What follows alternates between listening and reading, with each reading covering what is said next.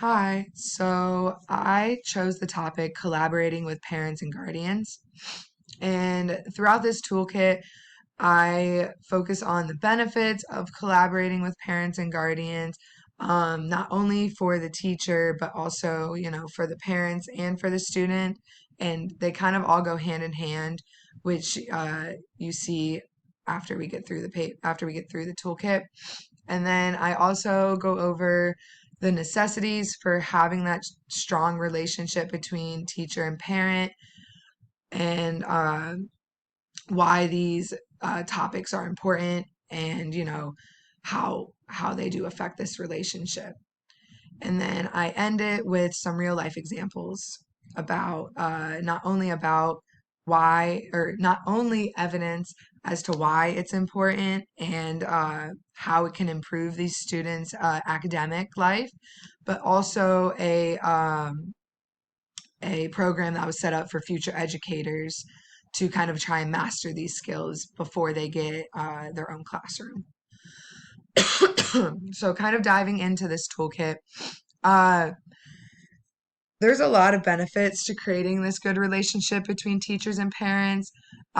Building a positive relationship and trust, especially within the student and their family, is one of these benefits. So, students that have trust in their teachers are going to be more willing to be engaged and work for their teacher, and are kind of just going to be more willing to come to school excited to learn. And this also goes with the parents. So, parents of special needs education students really just want to see their child succeed in life and in school. And by having this trust in their child's teacher, they can kind of relax, take a step back, and really let the teacher, do what she is trained to do. Another benefit of collaboration between parents and teachers is having that open line of communication. And this open line of communication can be set as early as back to school night. And I found this quote that I think really explains what I mean by that. And back to school night is kind of when you can explain how you'll differentiate your instruction on academic, behavioral, social, and emotional levels. And it kind of provides a clear picture of what the classroom's going to look like day to day and why. And this just will, offer the parents with just some information, and kind of start that communication, and start that relationship with them. um, Parents are also going to feel, more welcome to the idea of collaboration if a teacher is able to start that line of communication the first time they meet. And it's also super important that teachers keep the parents updated on their child's progress academically and socially. This helps the parents stay involved with their child's learning. And the open communication line can also be super important when you're trying to problem solve with a student that's struggling, because parents have so much insight to their child, and they can really help a teacher out when trying to understand a child. So, some of the necessities that teachers need to have when collaborating with parents and guardians is that open line of communication. The communication can be created in many different ways. You can create a weekly newsletter that can be sent, through text or email, or, within an app itself, that kind of covers what is going on in the classroom that week, or like any events that are going on, things like that, that can keep the parent involved and keep the parent uh, updated on what's going on in the classroom. And it also can encourage the student's family to reach out to you for anything related to school or educational needs. The second thing I talk about is providing education beyond the classroom. So this can involve family field trips to like museums, or anything that's kind of related to whatever topic is being learned in the classroom. COSI is an example here in Columbus. That can involve a lot of different topics, and you can have parent chaperones and things like that, which goes into something I talk about later as well. But uh, this kind of offers, it can enrich the child's learning, and it can also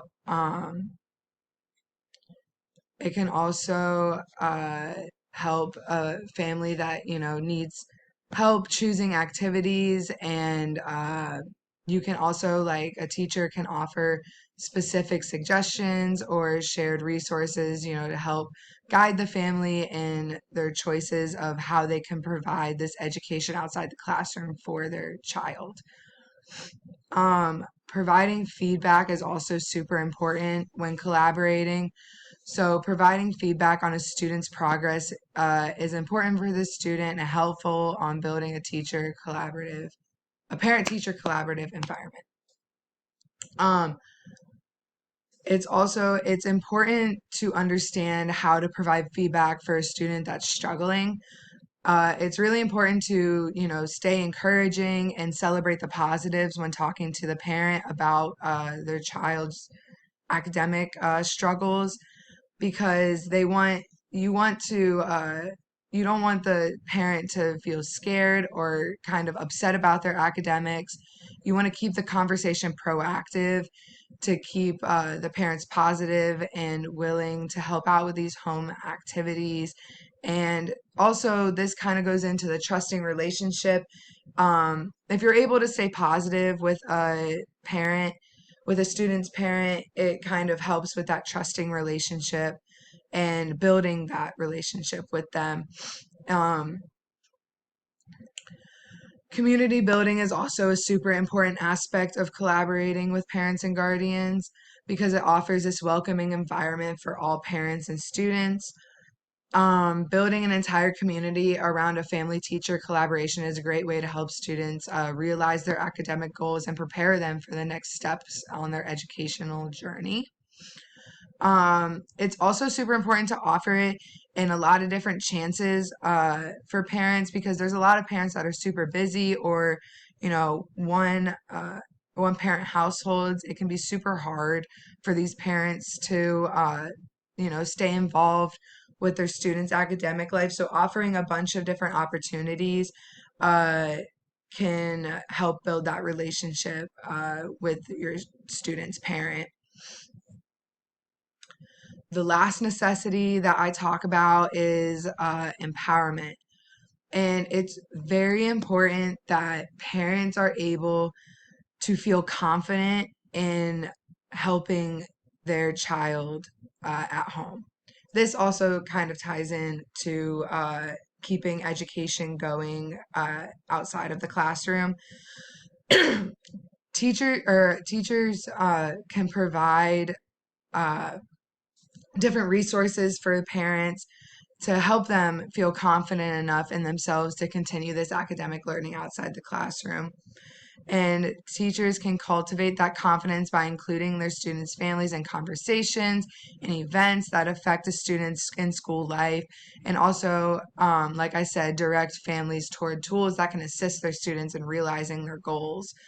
Um, yeah, so the next thing I talk about are the real life examples. And the first example I go over is about a statewide innovation program. And I found it in an article titled Building Capacity in Special Education, a Statewide Innovation to Improve Students' Outcomes Through Parent-Teacher Relationship.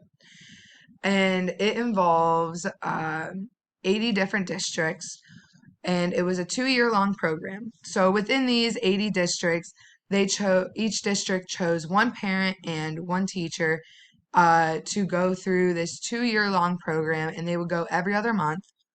The months that these teachers and parents were not training, they would implement the training they learned the previous month with other teachers and parents within the district. so that it wasn't just this one teacher and one parent learning, but it spread throughout the community.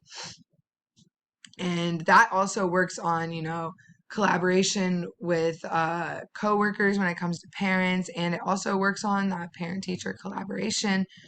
Um, and then so after the 2 years, the research on this trainer-trainer model and train the trainer model indicates that the positive attitudes and dispositions of the teachers and parents can be increased significantly, but mostly students' outcomes can be improved as a result of the parent-teacher training, or partnership training.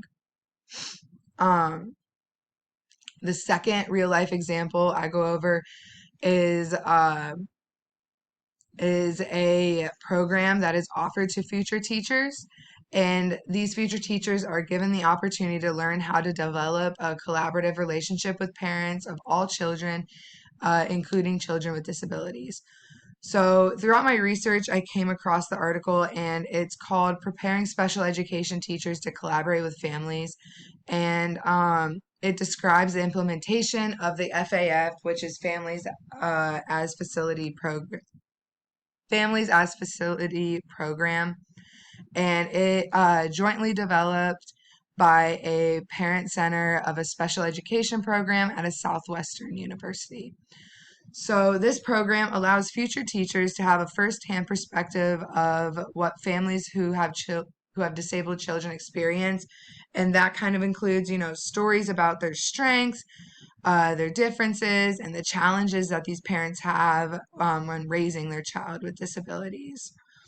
The FAF not only provides this experience for future teachers, it also allows these parents' voices to be heard, which is super important. Um, uh, as well as the FAF's goals for future teachers.